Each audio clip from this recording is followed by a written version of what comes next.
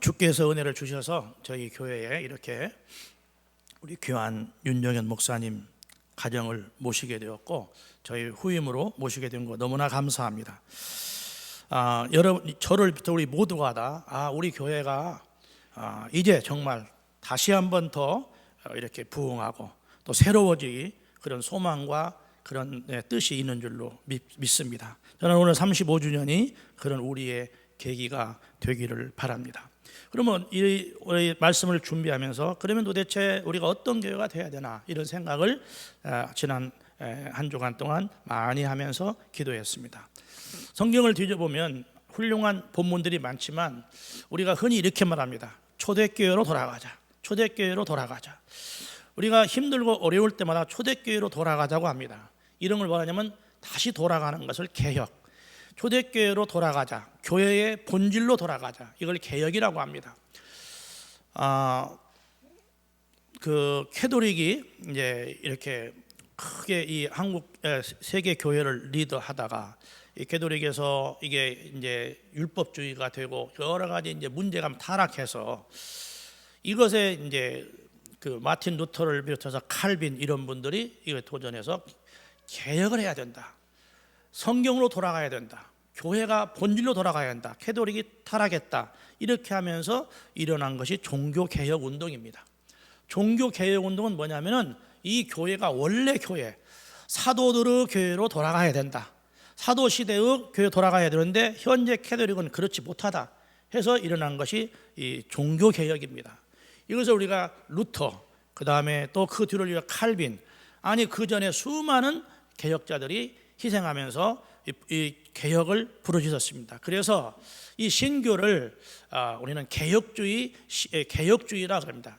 우리가 캐톨릭과 우리 이 신교란 말이 어폐가 있는데 진짜 우리가 기독교인데 캐톨릭과 기독교의 이런 그 차이는 뭐냐면 우리는 개혁주의 신앙인 거예요. 그래서 이제 루터나 칼빈이 개혁을 부르짖고 나타났는데 이걸 보고 캐톨릭 쪽에서 좀 폄훼하는 말로 저 사람들은 프로테스탄트다 이렇게 말했어요. 이 프로테스탄트라는 말은 반역자, 혁명가, 나쁜 의미에서 이렇게 도전자 이런 의미가 있어요. 그래서 지금도 영어로는 우리를 프로테스탄트라고 합니다. 이 말은 개혁주의라 그 말이에요. 개혁주의라는 건 뭐냐? 본래 성경의 본질로 교회가 돌아가야 된다는 것이. 마찬가지로 우리 교회도 늘 처음으로 돌아가야 됩니다. 다시 말하면 개혁을 해야 되는 것이. 계속 개혁을 해 나가야 타락하지 않는 것이. 그래서 우리는 개혁주의 교회입니다. 그러면 개혁이란 말은 어떻게 된다는 말이냐? 원래 기독교 교회의 본질로 돌아가라 그런 뜻입니다. 기독교 교회의 본질이 어디가 있습니까? 바로 이 본문 오늘 사도행전 2장 42절로 47절이 모든 교회가 흠모하고 모든 교회는 이래야 된다. 이게 교회의 본질이다. 이렇게 주장하는 거예요. 저는 오늘 짧은 시간이지만 우리 교회의 본질로 돌아가자. 우리 재원교회도 사람이 바뀐다고 저절로 교회가 부흥하는 거 아닙니다. 몇 사람 조직이 바뀐다고 되는 게 아니라 바로 저와 여러분이 이걸 계기로 해서 교회의 본질, 원래 본질 교회로 돌아가야 한다. 쉽게 말하면 개척교회의 마음으로 돌아가야 된다는 것입니다. 교회의 본질로. 그런 우리의 자세가 하지 않고는 절대로 이렇게 우리가 새롭게 될 수가 없는 거예요. 사랑하는 여러분, 교회의 본질이 뭘까요? 첫째는 교회는 가르치고 배우는 것이 교회의 본질입니다. 하나님의 말씀을 가르치고 배우는 겁니다. 오늘 우리 42절을 한번 같이 읽어보겠습니다. 42절 말씀 시작.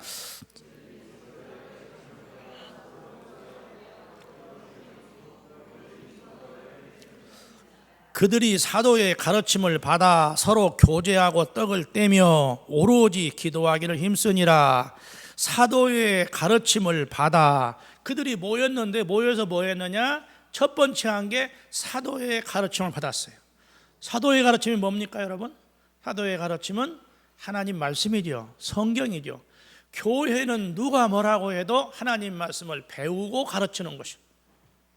가르치고 배우는 것이에요. 그래서 예수님께서 12 사도를 세우실 때 다시 말하면 목회자를 세울 때, 사역자를 세울 때 첫째는 지도자입니다. 이 교회를 통치하는 지도자. 두 번째는 뭐냐면 이 교사입니다. 교사. 목사, 사도를 비롯해서 사도나 목사님들이나 사역자들의 큰 의무는 첫째로는 목회자로 교회를 통치하고, 두 번째는 교사로서 하나님 말씀을 가르치는 거예요. 교사로 세우신 거예요.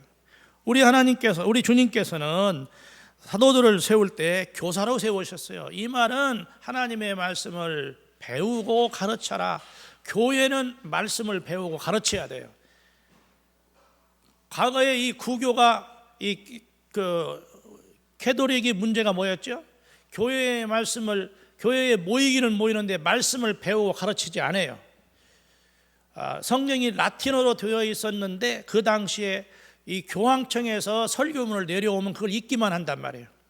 그러니까 신부님들이 과거에는, 지금은 그렇지 않지만 과거에는 설교할 준비할 필요가 없어요. 그냥 이 교황 메시지를 읽어만 주면 되니까, 잠깐 동안. 그리고 그것도 그러니까 연구할 필요도 없고. 그래서 웃기지만은 신부님들이 성경을 못 읽는 신부가 많았답니다. 그러고 그냥 와서 일어났다 앉았다만 가는 거예요. 그런 걸 위해서 우리도 개혁해야 된다, 일어난 게 성공해야. 어쨌든 이렇게 말하자면은 캐톨릭이 말씀을 공부하지 않았어요. 그때부터 율법주의가 되고 형식화가 된 거예요. 이런 거에 도전해서 성경으로 돌아가자. 이게 성경으로 돌아가는데, 성경으로 돌아가면 교회가 성경을 배우고 성경을 가르쳐야 되는 것입니다. 우리는 늘 성령 충만 받기를 원합니다. 그런데 여러분, 성령 충만이라는 것은 말씀이 있어야 성령 충만한 거예요. 성령은 진리의 영이에요. 진리의 영. 성령은 무슨 이상한 그런 힘이 아니라 진리의 영이란 말이에요. 진리가 있어야 성령님의 역사가 일어나요. 그래서 성령 충만하려면 말씀을 배우고 말씀을 가르치고 배울 뿐만 아니라 기도할 때 그때 성령 충만한 역사가 나고, 성령이 여러 군데 보면은 성경을 공부할 때 은혜를 받고 가슴이 뜨거워지고 했다고 하지 않습니까? 여러분, 교회는 하나님 말씀을 열심히 배우고 가르쳐야 돼요. 한 번 배웠다고 영원히 아는 거 아니에요. 이렇게 계속 배우고 또 배우고 겸손하게 설교도 또 듣고 또 듣고 또 듣고 또 듣고. 그런데 여러분, 오늘날 교회 형편이 어떠하죠? 교회 예배 시간에 설교 20분, 길으면 25분, 그거 넘어가면 난리가 나요. 다 그런 건 아니지만 그런 경우만. 그리고 또 성경 공부하지 않아요. 그러나 훌륭한 교인들은 말씀 듣기를 즐겨하고 또 말씀을 가르치고 이렇게 하는 것이죠. 또 속으로 성경도 공부하고. 사랑하는 여러분, 교회의 본질은 하나님 말씀을 배우고 가르치는 것이 교회의 본질이에요. 이거 하지 않으면 교회가 아니에요. 두 번째는 교회의 본질은 뭐냐면 돌보는 것입니다. 우리 44절부터 읽겠습니다. 46절까지 같이 한번 읽습니다. 시작. 믿는 사람이 다 함께 있어 모든 물건을 서로 통용하고 재산과 소유를 팔아 각 사람의 필요를 따라 나누어 주며 날마다 마음을 같이하여 성전에 모이기를 힘쓰고 집에서 떡을 떼며 기쁨과 순전한 마음으로 음식을 먹고. 보세요. 믿는 사람이 다 함께 있어. 함께 있어가지고 물건을 서로 통용했어요. 함께 있으면서 서로 이렇게 물건을 나누어 썼다 그 말이에요. 그리고 재산과 소유를 팔아서 각 사람의 필요를 따라 나누어 줬어요. 재산과 소유를 팔아서 도와주는 거야, 가난한 사람을. 저는 처음에 예수 믿고 여기가 제일 부담스러웠어요. 이거 예수 믿으면 이거 그냥 이렇게 논밭 팔아갖고 다른 도와주라는가 보다. 절대 나는 그렇게 안 되리라 그렇게 했는데, 논밭 팔아서 도와주지 않았지만 논밭 팔아서 헌금을 했어. 변해. 이거 억지로 하는 거 아니야. 은혜가 되면 그렇게 하는 거예요. 재산과 소유를 팔아 각 사람 구제해서 나누어 주는 거예요. 이게 교회야. 날마다 마음을 같이하여 성전에 모이기를 힘쓰고. 날마다 마음을 같이해서 모였어요. 왜냐? 나누어 주고 나눔 받고 서로 도와주기 위해서, 서로 돌보기 위해서. 여러분, 교회는 성도와 성도가 서로 돌보는 것입니다. 할렐루야, 할렐루야. 아멘 좀 크게 하세요. 할렐루야. 돌보는 게 교회예요. 돌보는 게. 네 떡은 네가 먹고 내 떡은 내가 먹는 거 교회 아니에요. 그거는 누가 내가 그런 말 들었는데, 이 세상에서 제가 사랑하고 존경하는 존 스투트라는 학자가 그런 말했어요. 이 세상에요, 잘 들어봐. 이 세상에 유일하게 남을 회원이 아닌 사람을 위하여 다른 사람을 위해서 모이는 공동체가 있다는 거예요. 그게 뭐냐면 교회밖에 없대요. 남을 이 다른 사람에게 도와주기 위해서 다른 사람을 위하여 모이는 공동체, 교회. 그런데 교회가 요새는 네 떡 네가 먹고 내 떡 내가 먹고, 심지어는 네 떡 네가 먹고 네 떡도 내가 먹고, 이거 아니란 말이야. 교회는 뭐 해야 돼? 교제해야 되는 거야. 교제. 그래서 소그룹이 중요한 것입니다. 소그룹이. 우리가 이제 곧 셀 모임이 시작되는데, 이렇게 주일날 오후에 셀 모임을 잠깐 모이니까 이런 것들을 이렇게 형식화될 가능성이 많이 있는데, 우리가 기도하고 이걸 잘 이뤄나가야 되는 거예요.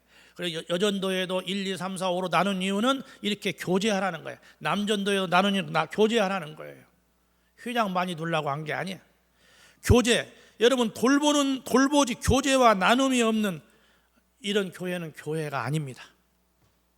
교회의 본질은 나누는 것입니다. 그 다음에 그래서 다시 말하면 교회는 공동체적으로 같이 모이는 거예요. 같이. 창세기 2장 18절에 보면 여호와 하나님이 이르시되 사람이 혼자 사는 것이 좋지 아니하니 내가 그를 위하여 돕는 배필을 지으리라. 하나님은요, 혼자 있는 거 좋아하지 않아요. 에? 혼자 있는, 가능하면 둘 이상 같이 있어야 돼. 혹시 집에서 혼자 있더라도 교회 와서는 같이 있어야 돼. 그러니까는 교회 오긴 왔는데 혼자 밥 먹고 혼자 예배드리고 혼자, 이거 아니야. 같이 옆 사람하고 대화하고, 밥 먹으면서 옆 사람하고 대화하고. 왜 점심 먹고 가라고 하냐면 집에 가면 쌀이 없어서가 아니라 그렇게 교제하라고. 밥 먹으면서 교제하라고. 여러분, 교회는 교제가 있어야 되는 것입니다. 히브리서 유명한 성경 구절이죠. 우리가 이 시대야말로 꼭 이 말씀을 외우고 또 외워야 되는 거예요. 같이 읽어요. 24절 시작. 서로 돌아보아 사랑과 선행을 격려하며. 잠깐, 서로 돌아보아 사랑과 선행을 격려하라. 서로 돌아보라는 것입니다. 모이기를 피하는 어떤 사람들 습관과 같이 하지 말고 오직 권하여 그날이 가까울수록 더욱 그리하자. 계속 모이라는 거예요. 계속. 그래서 교제하는 게, 여러분, 교회의 본질은 모이는 거예요. 그러니까 온라인 예배도 어쩔 수 없이 우리가 드렸지만 온라인 예배는 반쪽 예배인 거예요. 모여서 교제하며 드려야 되고, 모이고 예배 드릴 때 교제가 있어야, 성찬식이 있어야, 떡을 떼야 이게 진정한 예배인 거예요. 예배만 드리고 가면 안 되는 거예요. 지금 주일날 예배만 드리고 그냥 가시는 분은 반쪽 예배 드린 거예요. 점심을 먹고 가시길 바라요. 오늘 120명분 준비했어요. 120명. 딱 맞을 것 같아. 두 사람 남을 것 같은 생각도 들지만 다 먹고 가시기를 바랍니다. 할렐루야. 예, 아멘 안 하는 사람 놓고 가세요. 세 번째는 뭐냐? 교회의 본질은 예배야. 예배. 말할 것도 없어요. 교회는 예배하기 위해서 모여요. 오늘 본문에 보니까 이렇게 말하죠.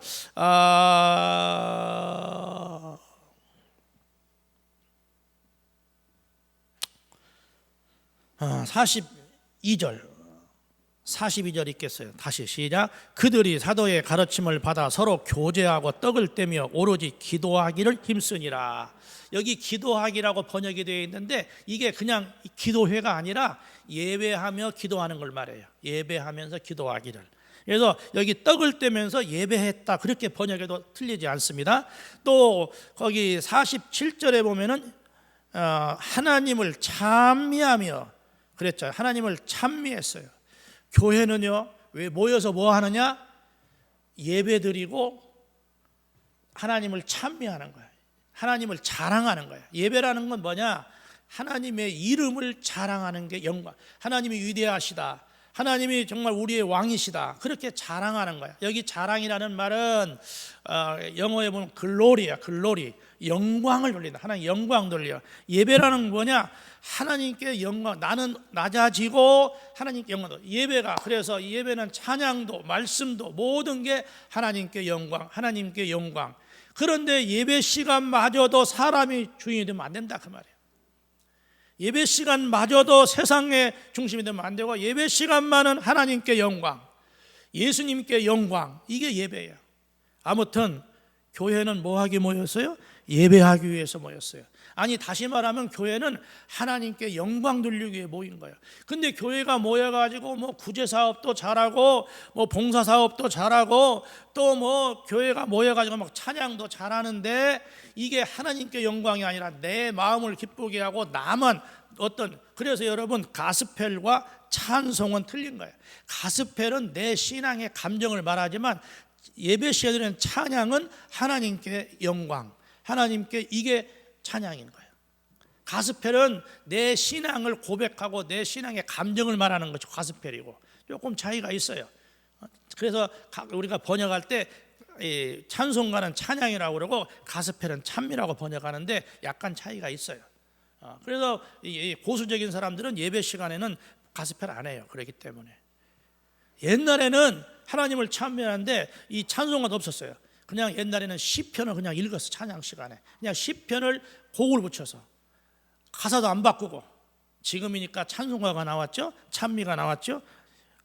우리가 그렇게 가자는 게 아니라 그런 정신을 갖자라. 예배 시간만은 오직 하나님께.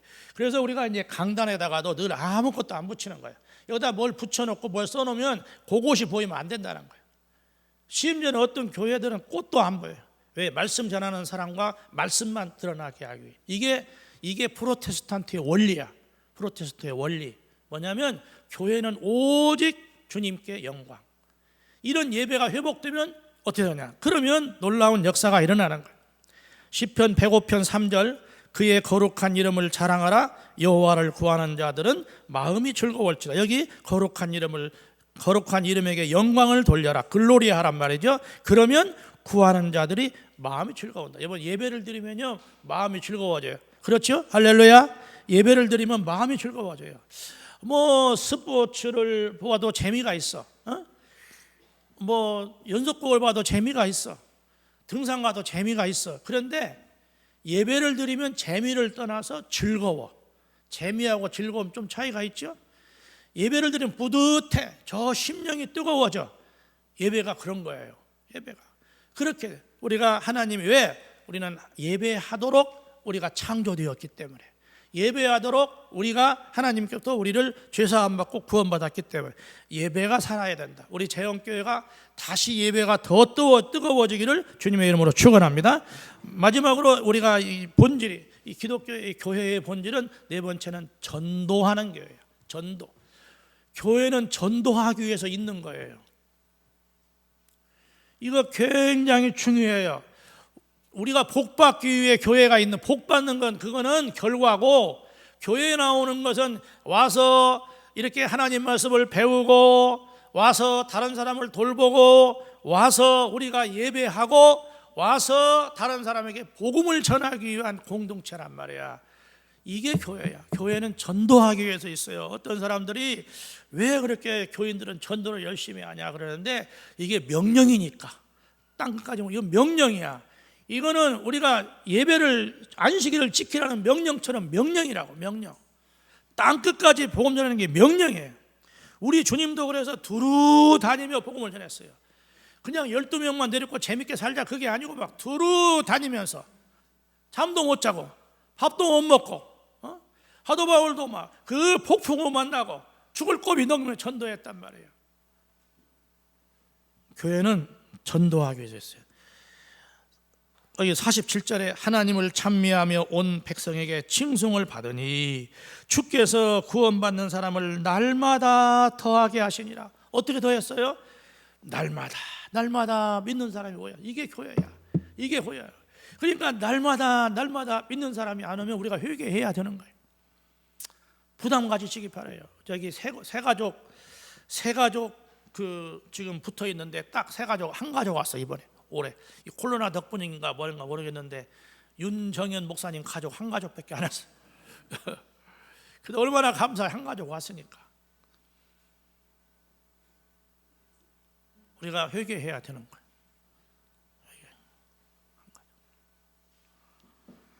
교회는 전도하기 위해서 있는 거예요. 이 본질, 그래서 우리가 이제 코로나 방학 끝나면 전도 열심히 하기를 바랍니다. 할렐루야. 전도 열심히 합시다. 모르겠어요. 제가 이제 뭐 큰 소리는 못 치겠는데 뭐 사역 내려놓고 뭐 설교 준비 안 하면 좀 전도할 수 있을 것 같아요. 교회는 이게 설교가 너무 많아요. 주일 설교 있죠, 석양예배 설교 있죠, 새벽 설교 있죠, 또 수요예배 설교 있죠, 심야기도 설교 있죠, 또 의지 설교 나가죠. 전도할 새가 없네. 핑계 같은데. 어떤 신학자가 그런 말, 신학자가 내가 한 가지 아쉬운 게, 이제 은퇴하면 한 가지 아쉬운 게 있는데 공부를 더 했어야 되는데 성경을 너무 바빠서 못한 것이 한이 된다고 그러는 거예요. 여러분, 전도합시다. 전도예요. 저와 같이 전도합시다. 전도합시다. 제가 갑자기 은혜 받았는데 전도대장 할게요. 전도대장. 응? 전도합시다. 교회는 전도하기 위해서 있는 거예요. 할렐루야. 할렐루야. 자, 결과적으로 교회는 뭐냐? 자, 교회는 무슨 교회? 배우는 교회. 또 두 번째는 뭐죠? 돌보는 교회. 세 번째는 예배하는 교회. 네 번째는 전도하는 교회. 자, 그럼 봅시다. 배우려면, 성도가 배우려면 누구하고 관계를 맺어야 되죠? 배우려면 목사님 100점. 뭐예요? 사도의 가르침을 받아. 사도의 가르침. 그러니까 교회에서는 배우려면 목사님하고 관계를 맺어야 돼. 할렐루야. 이제 내가 안 하니까 이런 말 할 수 있어. 옛날 나보고 하면 목사님 맨 자기만 챙겨. 윤정현 목사님하고 관계를 잘 맺어야 돼. 거기가 밀접해야 돼. 할렐루야. 할렐루야. 사도의 가르침 받아. 두 번째는 우리가 서로 도우려면 누구와 관계를 맺어야 되죠? 교회에서 성도 100점. 네, 2번 만에 맞았어요. 1차 2번 만에 됐어요. 그렇죠. 성도와 관계, 성도와 성도 관계, 옆 사람하고 관계. 세 번째는 우리가 예배를 잘 드려야 돼. 예배. 이제 우리가 돌아가기 시작하죠. 예배를 잘 드려야 돼. 그러려면 누구와 관계? 성도가. 하나님. 맞았어요. 100점. 이거 모르면 네 번째 마지막으로 전도를 하려면 누구하고 관계를 맺어야 돼? 안 믿는 사람하고 관계. 안 믿는 사람하고 바깥 세상하고. 바깥 세상. 누구하고? 바깥 세상. 자, 그래서 교회의 이거 중요한 거예요. 어려울 거 없어. 교회의 본질은 뭐냐? 교회의 본질은